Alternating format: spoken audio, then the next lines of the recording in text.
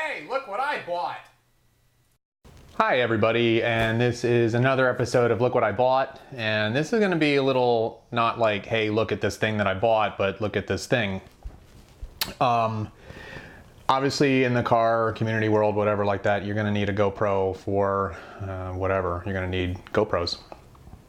But GoPros are expensive. Even though they're the best, they're still expensive. So you're going to probably buy one of these, which is just a knockoff.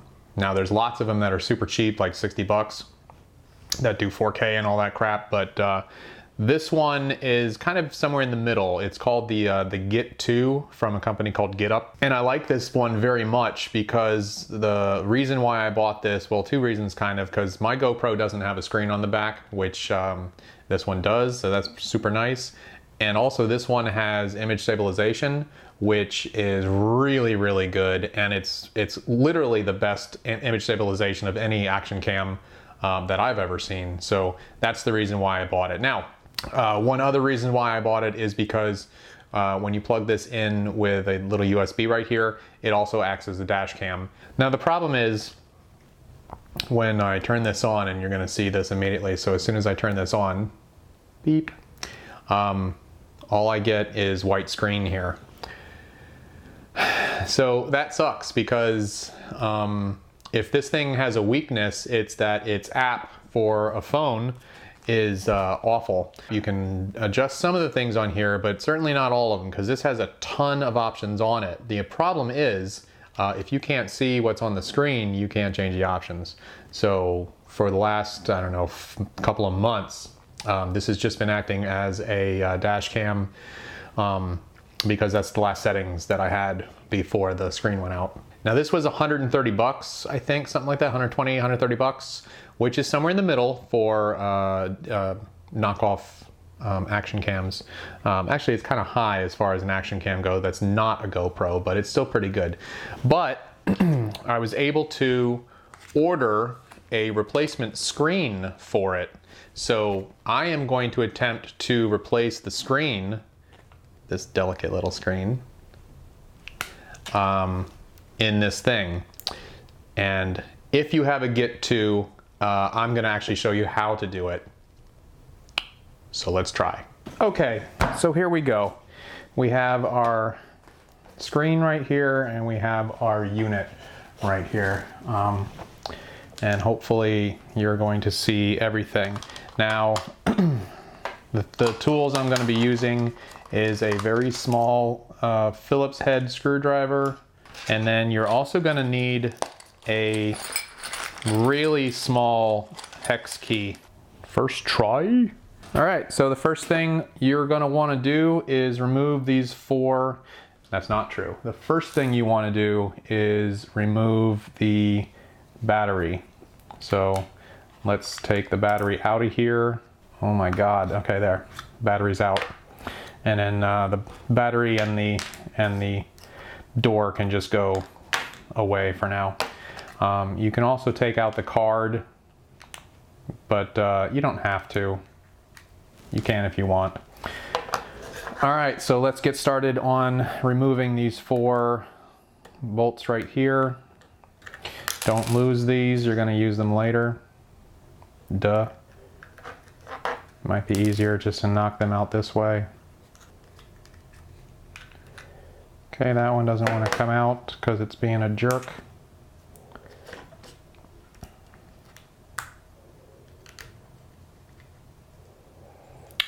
Oh, I forgot there's another tool we're probably going to want to use, and that's a tiny little flathead screwdriver.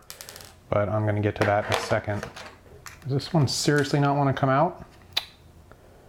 That's going to be a problem. Oh, there we go. It's out. Okay, so now you got your four screws out, and you are going to very carefully kind of peel away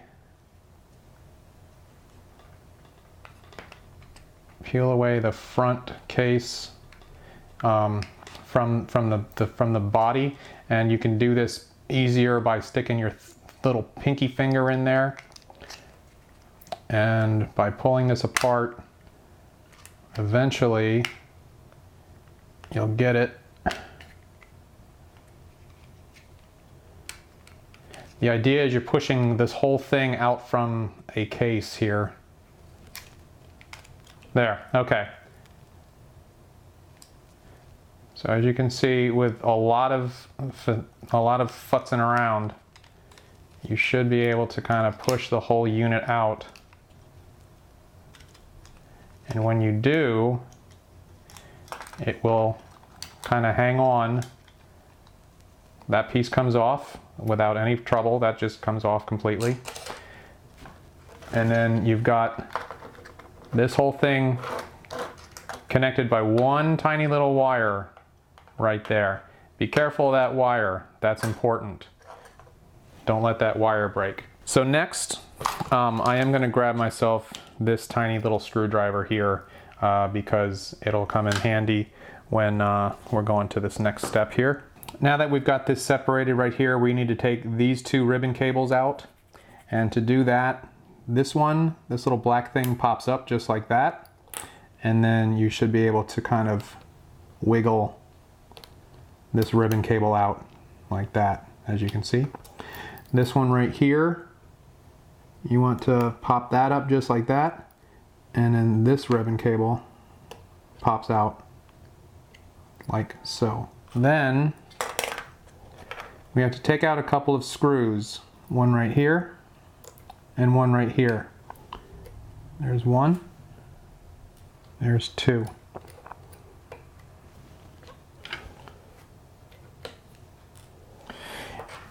If you think using a tweezer might be easier for you to grab things, then by all means use a tweezer.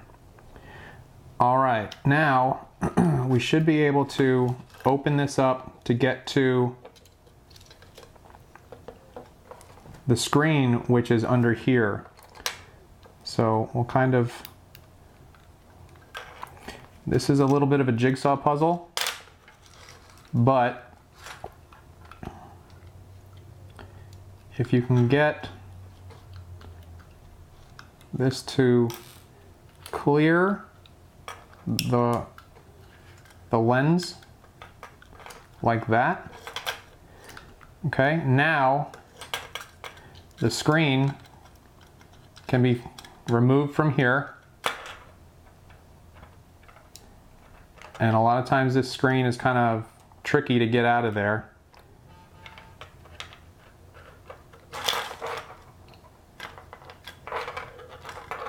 But it will come just like that. Okay, so this lens assembly thing is free.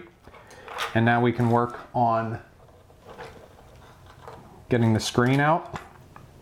And again, it's another, let's put these screws somewhere I'm not gonna lose them. Pop up the black part, like this. Come on, black part, pop up just like that. And then this screen should come right out of there, just like that. All right, so out with the bad screen.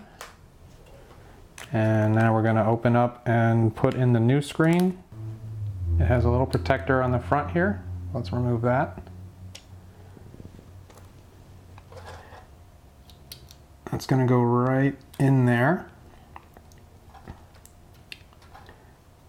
And once it's in there, try to push that black part back down.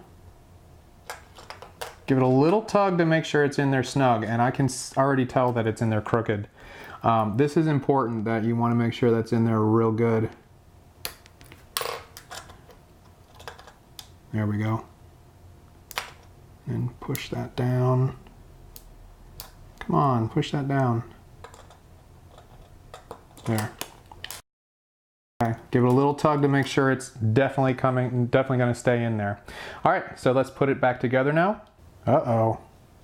That piece goes right in there. It's a button. So we're going to make sure we don't forget that.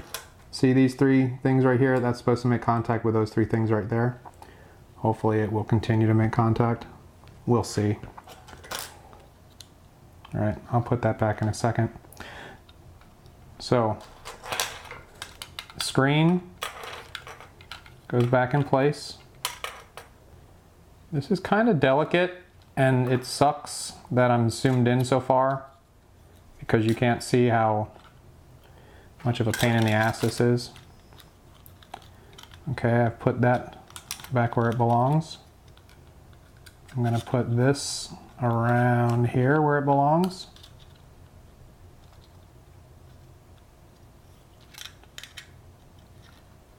Okay.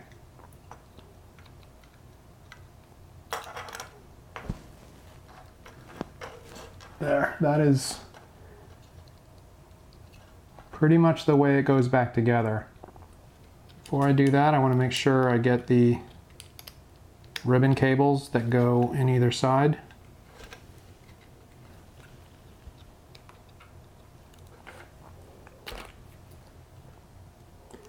Make sure they're not stuck underneath, because that would suck. Okay. All right, so we can put these screws back in place.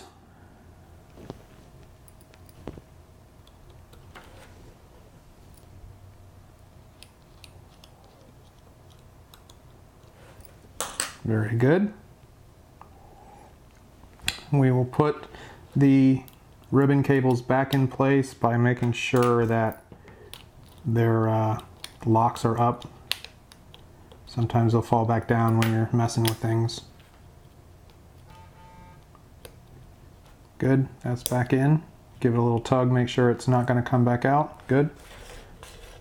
And then this one's really kind of tough to get in. Like that. And then flap that back down.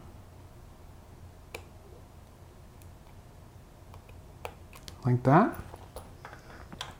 It's really important that this wire kind of goes back underneath this this piece of tape, because that's where the wire needs to go to sit.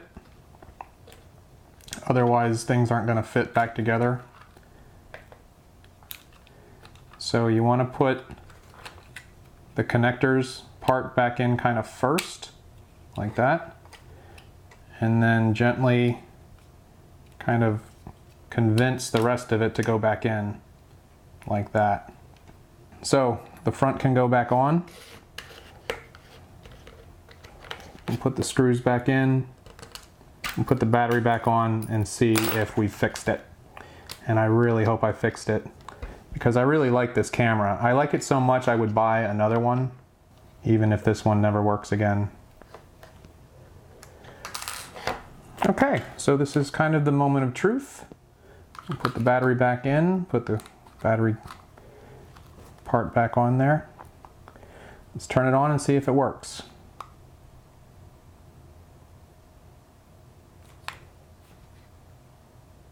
What do you know? We have a screen that works again. Okay, so this top button doesn't seem to want to work. Okay, top button doesn't work. Let's decide why. Is it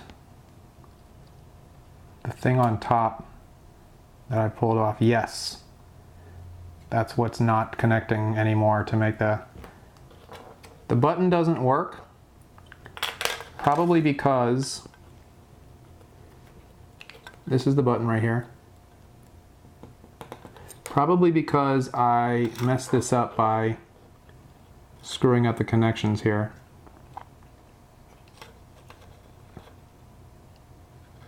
Yeah, you can see they're even off. See, the point is I have to make contact. I have to make contacts here and here, here and there, here and there. That's what's not making contact. Okay, it is right now. So let's try to do something fun here. I'm going to put the battery back in. I'll see if I can start it. It came on, that's nice. Let's see if that top button works. It does. That's cool. Yeah, so I have to take this apart and kind of solder those things back together, because it's just not making a very good connection. That board was supposed to be connected to it. That board that was all by itself. So that's what I'm gonna have to do. I'm gonna have to take this back apart and then solder those pieces back together. Okay, so I was able to get my tiny little soldering gun in there to solder at least 2 of the pins, and that's at least going to hold it in place so that the third pin will continue to make contact. And I have tested it. Sort of pull this, push it back in. Everybody's happy now. Comes back on. That's a good sign. I've got the screen. And look at that. The button works every time. So let me put it back together and then I'll do a wrap up. Anyway, this thing works. I'm super happy that I think it was $13 I bought the replacement screen for this, so that now it's going to work again. So I tell you what, $13 is way better than buying this again for 130 bucks or 110 bucks or however many $100 it is. I would rather buy a $13 screen twice more than buying another one of these. It's interesting that all this work that I've done on the car, it's really given me a level of confidence to do things that I never ever thought that I would be able to do. There is no way in hell I ever would have thought that I could replace a screen on a GoPro, but apparently you can, and it's not actually even all that hard. Even screwing up, and I screwed up pretty hard by disconnecting that little PCB from the main PCB, and I was able to take my soldering iron and a little bit of solder, and I just put those pieces back together. Yeah, I could have fucked it up, but I didn't. Good job. That was the tutorial on how to replace the screen from a Git2 if for whatever reason you need to change out your screen. Hope that helped. If it didn't, leave me a thumbs down. I don't care. But if this did help you, if this was entertaining, or if this was, you know, a lifesaver, give me a thumbs up and subscribe, and mostly car stuff, but you know the drill. Thanks for watching. See you next time. Bye.